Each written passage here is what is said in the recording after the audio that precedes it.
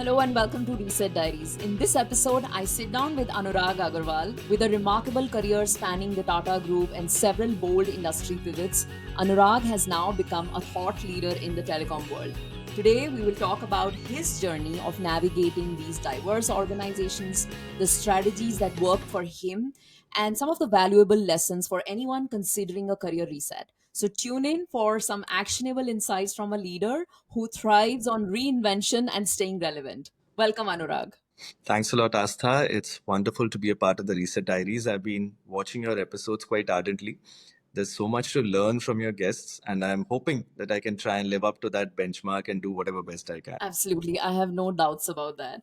So, Anurag, let's begin. For those who don't know, I would just tell very briefly that Tata Administrative Services is one of the coveted programs under the Tata Group, and it's extremely difficult to get in. And you made it through after your MBA through that rigorous selection process. So, I want to ask you about your experience in general at Tata Group and what were some of the most valuable lessons that you took away from that program? Sure. Tata Administrative Service, or typically we call it TAS. So TAS has been a program in place for many decades now within the Tata Group. It's very similar to the G leadership program. And if you take it by the Indian context, it's very similar to what we have the Indian Administrative Service. As we'd all know that the Tata Group is a conglomerate spanning across over 100 companies and into about 8 to 10 verticals all around the world. Now, this program aims at creating a leadership pipeline internally within the group, people who understand the values and the ethos of the group and are able to take it forward into the next frontier. So many CEOs, many leaders from within the group, they've come from this task program. If you ask me what has been my personal experience and key takeaways, I'd say three major points I can share.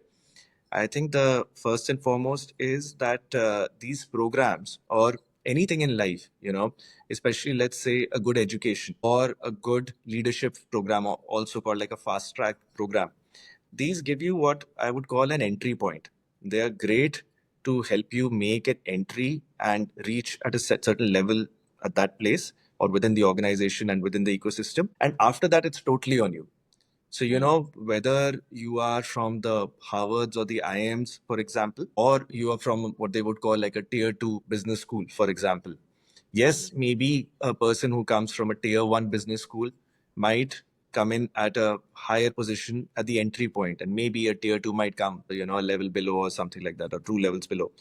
But in the long run, what really matters is your own caliber, your own performance, your own investment that goes into building your own reputation and your value that you're adding to an organization. And I've seen this across the board. So when I take the task context, yes, it has helped many of us make an entry. But after that, we are left on a battlefield where we are at that point the same as everyone else. You can't keep using your task badge all the time. And maybe typically you can use it for the first few years. After that, eventually it evens out.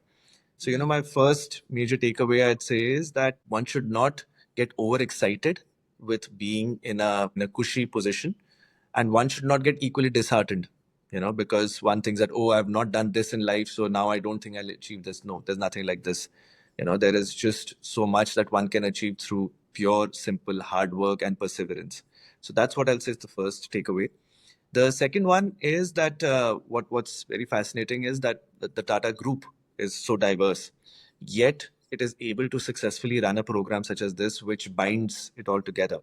So what I feel is that we all have different perspectives in life, different facets of our lives, and in each of those facets, if there are certain underlying values, those values remain consistent, and those should reflect in every aspect of your life. So if I take it in a personal context, as an individual, what is my work life versus what's my personal life, whether it's with friends or with family or with my partner, or how is it like professionally? I think while yes, in every facet of your life, you need to have a different version of you, but there are certain underlying core values, certain core philosophies, which should remain constant and they should be consistent.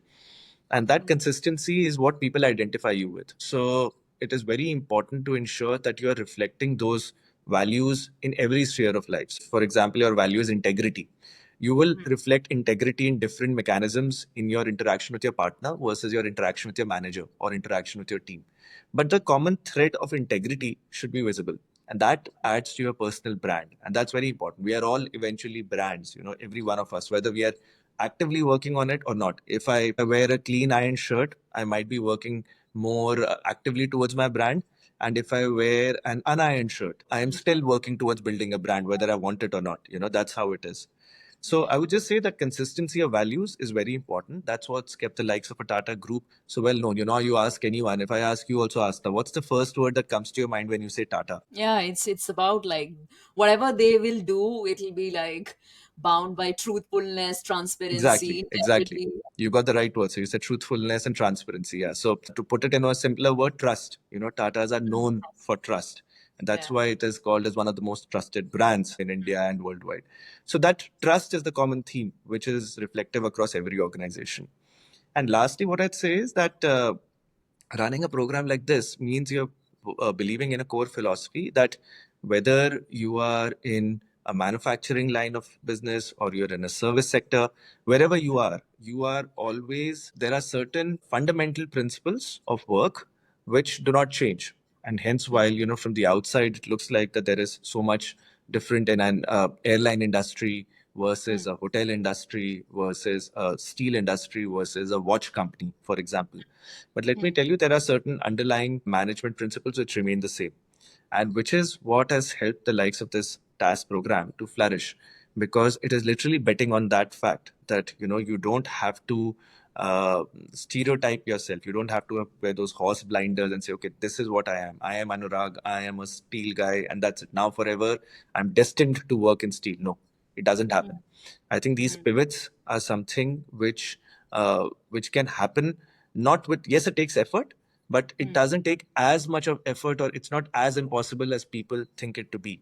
And people have pivoted so much later in life, right? A classic example is like Kentucky Fried Chicken, right? The Colonel Sanders. I mean, at what age did he start KFC? So people can always pivot at any point of time in life. It's just a matter of having that belief in yourself that you can make a switch. Yes, of course, every industry comes with its own nuances, and it takes a lot to try and get the crux of an industry. Many roles which are fundamentally universal, they're reasonably commonsensical. So this, I'd say, has been my third takeaway from TAS, that you don't have to typify yourself into one area. Have that confidence in yourself that if you're looking at, for example, let's say business management for sure can have some principles which you can easily adapt and apply from one organization to another. That's wonderful, Anurag. And I love that point of showing consistency across your behaviors. It's almost making it like your second nature, right? Absolutely. So at this point, I also know that you were a steel guy at Tata Group when you started. And then how come then you switched to telecom? Was it an easy switch because it's within the Tata Group? The assumption might be it's very simple and straightforward. So can you talk a little bit about that Sure, switch? sure, absolutely. So, see, there are two aspects to it. There is definitely an easier side. Of course, when you're part of the group, then that makes it a little easier to navigate within the bureaucracy, if I may, that shifting from one organization to another, because you come from a cadre which thrives on making you do these pivots. So, it's literally the program is working on pivots, and we are being often told to not get too comfortable in one role and always look at that. Having said that, I've seen, like, for example, in the TAS program, some people have literally kept within one company or one industry and moved up the ladder within that. That is always one possibility.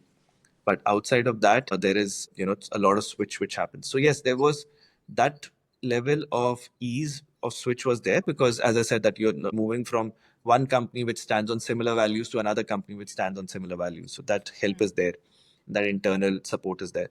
But yeah, what I'd really like to talk about is the challenges which I faced. And for sure, coming from a domestic manufacturing background to an international service industry, it comes with a whole bunch of challenges which I was just not ready for. I actually thought, oh, this is going to be an easy pivot. But for sure, it wasn't. As I say, that, every new phase of your life will require a new version of you. And that's exactly what I observed out here. Shifting from the steel business, wherein I was working with local steel players and companies which take in steel and create finished products out of it, and coordinating a whole supply chain business and all that is what I was doing in steel. and I was totally focusing on the Indian market, which means I was working with Indian businessmen, and that entire experience was one of a kind. Now, as compared to that, when I shifted to this company, the first part of the role was to go to Montreal in Canada and station yourself for a couple of months and understand the business. So I was reporting to a French Canadian boss, and I had a global team to work with, and it was a new line of business that we were starting. So, in multiple facets, it was very different and very challenging. I honestly took this role because it gave me a chance to go to the Americas, which I'd never been till then. So, honestly, that's the only reason I use. Some can say it was a very short sighted approach, but I said, what the heck, let's take a chance. Played out well in the long run. Absolutely. I mean, it's, as they say, you think of something and God has something else in store. And yeah, so for sure, it was something which was much better than what I expected, far better. But yes, so, I shifted to this domain of working in Canada, working with an international team. At that time, I didn't even know exactly how a calendar invite works, because in Tata Steel, back in those days, now, of course, things have changed a lot. But back in those days, still a lot of meetings, etc., were planned offline, and they were not really through an internet calendar invite and jumping on a call. I used to joke around with people who used to say, "Oh, I have a call starting," and I was like, "What the heck is a call starting? We have meetings." And then suddenly I was the king of calls. I was in calls day in and day out. So yes, for sure, it was a very interesting phase of my life, because at that time I learned a lot. I learned working in a different culture. I learned working in a different sector, and I learned working in a different geographical setting. So, from every perspective, it was a very different experience. And as they say, there's nothing better than trial by fire. You throw someone into the pool, and that's the best way to learn swimming. So these are moments which are worth every second of it. You'll be challenged, you'll be brought down to your knees. The entire game, as they say, is not about not falling, it's about falling, but being able to get up again. And I feel that's what I was doing for those first 6 to 8 months when I joined the telecom space. And that's what's kept me here. So, were there any specific resources or strategies that helped you to get up to the speed quickly in this new domain? Like, were you upskilling yourself? Well, yes. So for sure, that upskilling was happening on the job. Yeah. But I think what's very important here, I would say, is to have a very strong mentor network. You need to have mentors who really support you and can help guide you all the way through. As I said, that business principles are fairly standard, and if your work is management and working on in a particular business, in a business management role, then certain principles are reasonably the same. So I remember I tapped a lot into my network. I think that played a very significant role, whether it was interacting with mentors from my steel business or from other companies within the Tata Group, or talking to some people I know in the telecom space. So I use these multiple touch points. And from each of them, I tried to gather some pieces of inputs which would help me in my journey. So I would say that's been one of the strongest support system for me. Of course, you have the internet, you can read, and you can build your functional capability, your domain knowledge, that you can definitely build. There is no end to that. You build that on the job. You build that through talking to experts and all that's there. But I think from the context of this conversation, I would say in terms of one resource which was extremely helpful for me was my network. And hence, I really feel that you need to invest into building a strong network around you, because this network acts as your safety net. Things change, your circumstances change, and then the one thing you can always bank upon is your network. Which is why I also believe that when you make a switch, and we can talk later about that. Even from the conglomerate, I made a switch and I've moved around a couple of companies within the telecom space. But one thing again which I've observed is that when you make a switch, don't burn your bridges, and keep those relationships on. The point is that all these people that you interact with during the journey of your life, it's important to keep them close to you, not only for your own ulterior motives, but in general. It's good to do that, and then that pays you in the long run. You don't know who will be of help when. So all these relationships really played a key role, and I would definitely say to anyone who's listening to this conversation that please do consciously work towards building a network. Often people call networking as a very dirty term, Yeah. But the point out here is I'm not trying to say that transactional networking Yeah. where you're just keeping a roster of people and things Choosing. like that. It's about building that connection, even if it's few interactions. But in those Mm, few interactions, try to make sure you make that interaction meaningful, so that mm, later on when you hit that person again for something, that person is able to firstly recollect who you are. As they say yeah. that people remember how you make them feel. So Yep. it's important that you make them feel valued, so that when you reach out to them later, they are in a position to reciprocate. So that's been the strongest resource which has helped me navigate my way through whenever I made a pivot.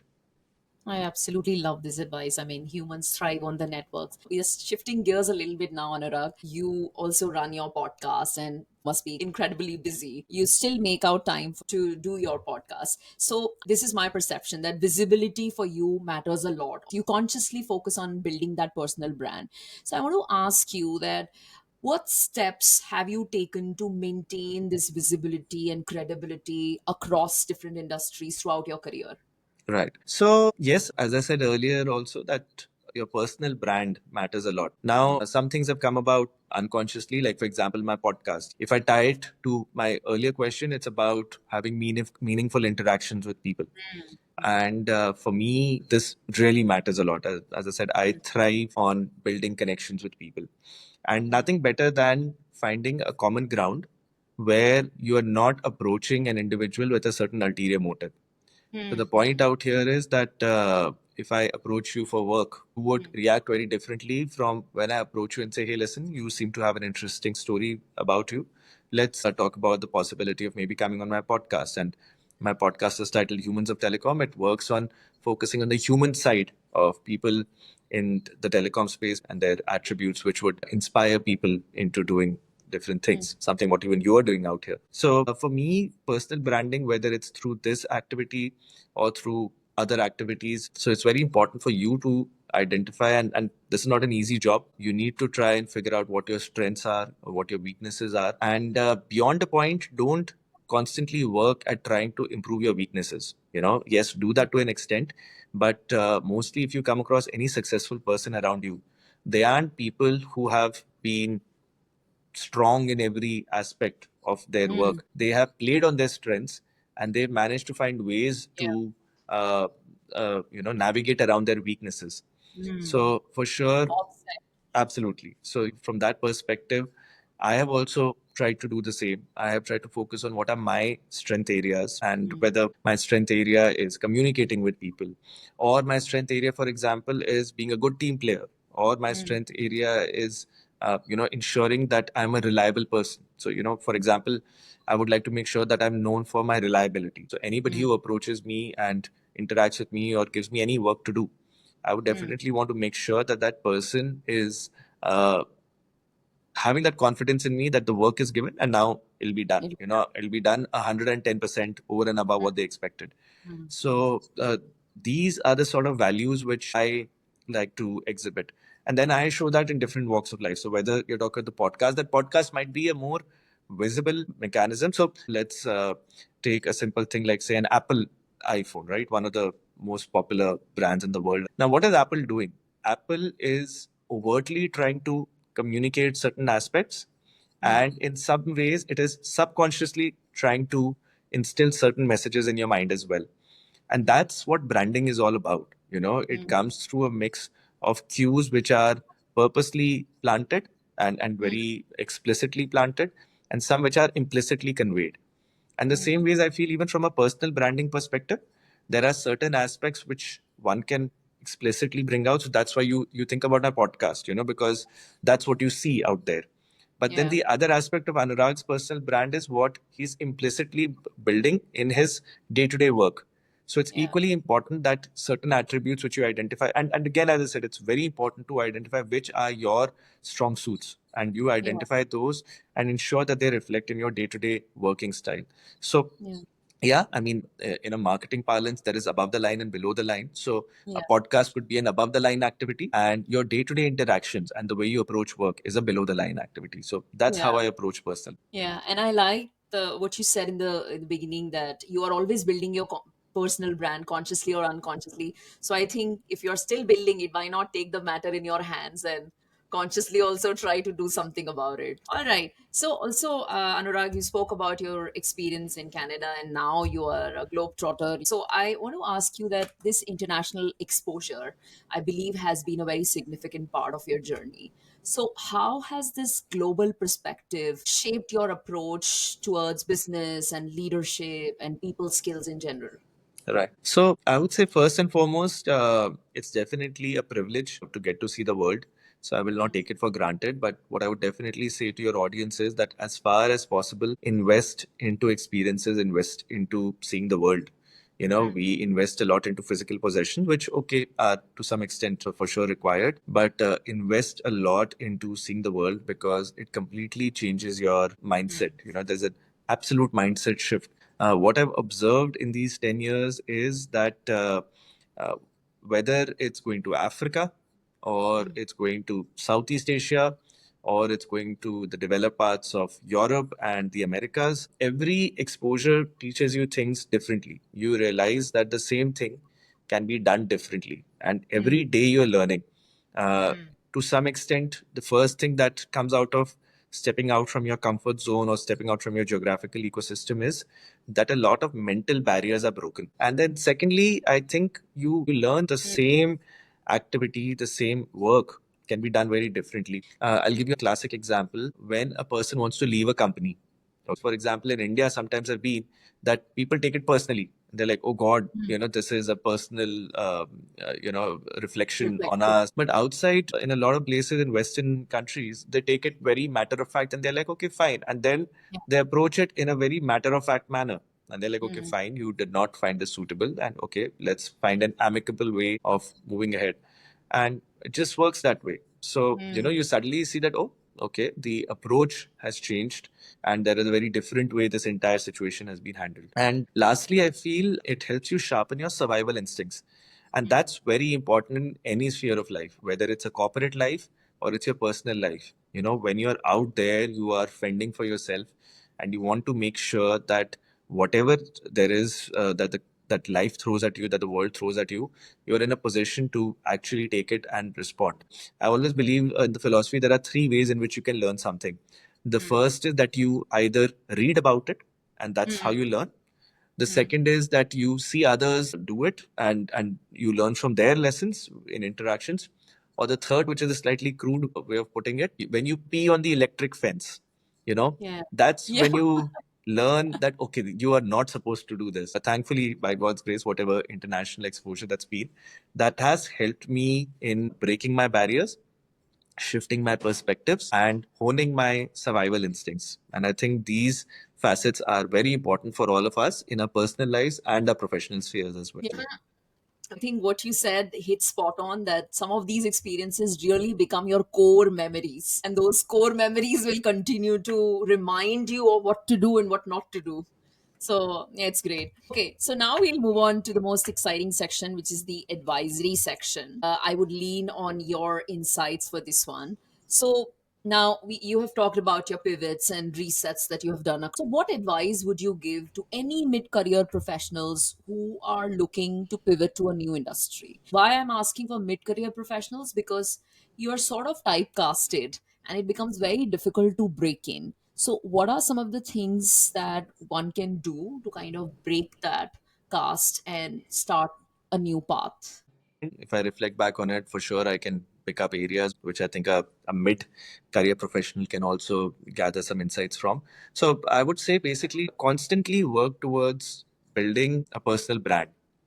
Why I say that is because when you're making a pivot, what is constant? What is constant is you. What is changing is the external circumstances around you, right? Or the external environment around you. So it is very important to build your personal brand. And as I said, that there are explicit ways in which you do it, and there are certain implicit ways in which you do it. If I look at the implicit ways, what are the implicit ways? If whatever are the values you're standing for, those, if you're able to exhibit well in your previous organizations, then for sure your future organizations, when they will approach maybe for a reference check or in some other way, if they happen to reach out, they should be able to get similar feedback. That's very important. So from that perspective, make sure that whatever are the key attributes or traits of you as an individual. I, as Anurag, if I want to make sure that when I'm moving from steel to telecom, so if anybody in telecom reaches out to my steel counterparts and checks with them, that, okay, tell us about Anurag, that should be constant. So that's as far as the implicit aspect goes. And explicit is try to find avenues to become more visible. And today, I feel that the internet has democratized the way in which an individual can reach out to the world. Today, if you have quality content, you can reach out to a lot of people around the world and build your name. That does not mean that you have to become an influencer. That seems like the other extreme of it. That becomes almost like a profession of its own, right? But we are talking about individuals who have a day job and are possibly looking at shifting from one industry to the other. So work towards doing something which helps make you stand out as a unique person, which is detached from the space you are in. That's very important. What I've tried to make sure is that certain attributes about Anurag are not linked to Tata alone.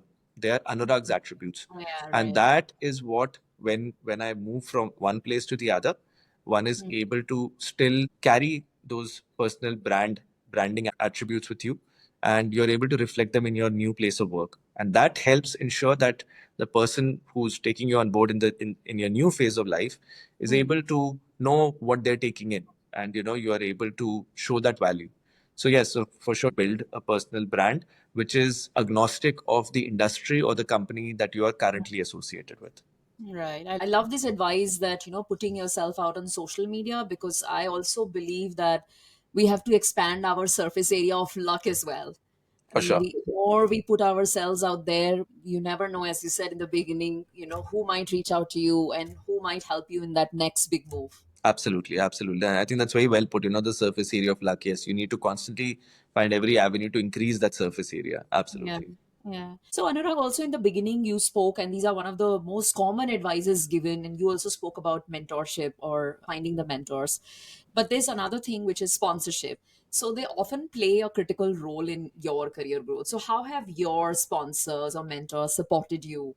And how would you advise others to typically seek such support? So, can you give any practical tips on finding them and how engaging them in the right way? Right. So, yes, for sure, whether you want to call them mentors or sponsors or whatsoever, or godfathers and godmothers, I think what is very important again is to see what value you are bringing on the table for an individual. So, everybody out there is trying to enrich their own lives. Okay. And what happens is we have a tendency to approach an individual with an aspect of what can he or she give to me. And that is a sphere of conversation which generally becomes very transactional.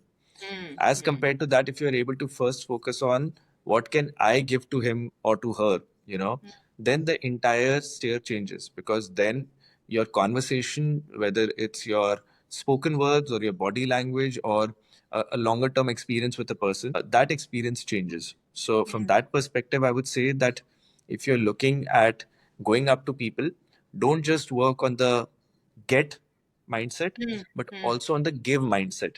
Because don't always be in that mode that, oh, this person is way above me.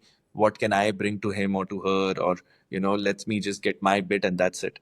So I would say for sure that the first most important aspect is to approach people with a balance of give and get, and maybe start more with a give mindset rather than a get mindset. For sure, the person knows that, anybody who's approaching anyone, chances that they have something that they want.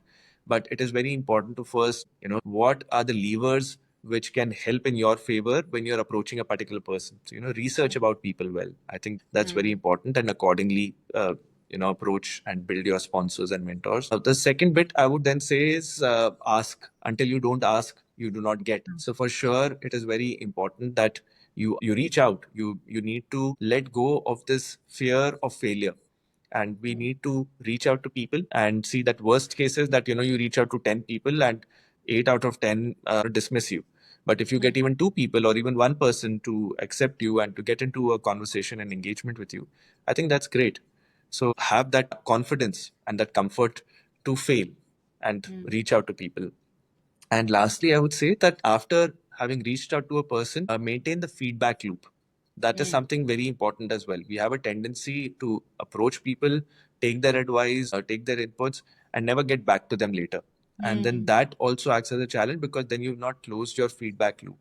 So I would say the third most important aspect would be to close your feedback loop. So these three aspects I would say are most important. Firstly, it is about what value are you bringing on the table. So more of a give rather than get attitude. That's one. The second is about losing your inhibitions and fear of failure and approaching people, seeking support, and doing that in a very careful manner. And lastly, the feedback loop, extremely important. When you take some advice, go back to your mentor or sponsor and make sure that that person feels that you have maybe acted on their advice and what benefit has it brought you, because even the other person likes to see that, that makes that other person also feel great, Value. feel valued. So it's very important to close the loop, and I would say Yeah. these are three important aspects.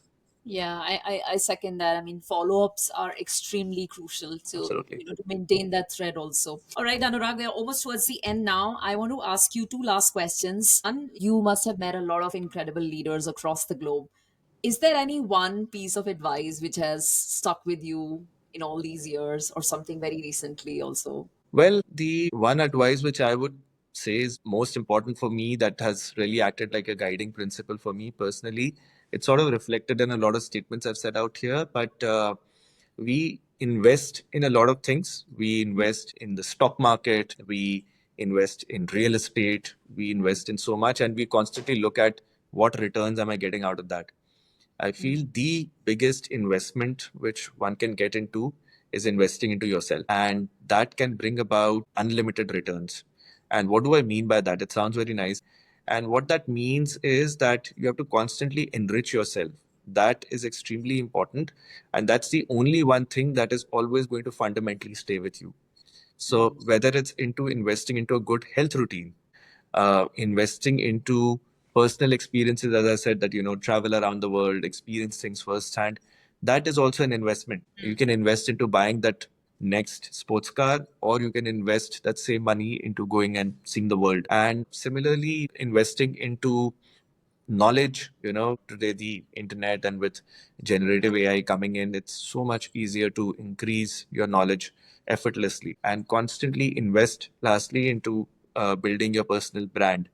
So all these are investments that you're doing, whether you are joining a particular business networking club. Okay, that is also an investment that you're making into your own self and into your own ecosystem around you. So constantly work at investing into yourself. The returns out there are far higher than the returns that you will get in any other form of investment. Yeah, I love it. I love it. That's wonderful. And all right, so what's next for Anurag? What is that one major milestone you hope to achieve in your current role or industry? Well, if you ask me, this is a question which has often troubled me, and it is, where do you see yourself 5 years from now or 10 years from now? I think the only one thing I can say is, Asta, if I go back every 5 years or 10 years and where I saw myself to where I am, has been very different. So for me personally, right now, the mantra is to be in the present and work towards doing the best you can. From a long-term goal perspective, yes, would love to be in a leadership position. So that's all that I keep it to at a very broad level of where I would like to see. But beyond that, I have sort of stopped getting into that 5 year format because it's very difficult to put those milestones for you. And everybody has a different clock that they're working on. Yeah. So for me personally, it's just about, of course, putting the best foot forward in the present and keeping an eye on the future and trying to make sure that you set your base right now, which impacts you in the coming years. So that's how I see things moving further for me. Well, that is excellent. And living in present, I think, is one of the best advices that even I'm trying to imbibe a little more, because you're always trying to live in the future. Thank you very much, Anurag, for this exceptional conversation. And thank you very much. Thank you. Thank you so much, Asta. It's been a pleasure interacting with you, and I wish the Reset Diaries the very best. Thank you. Thank you.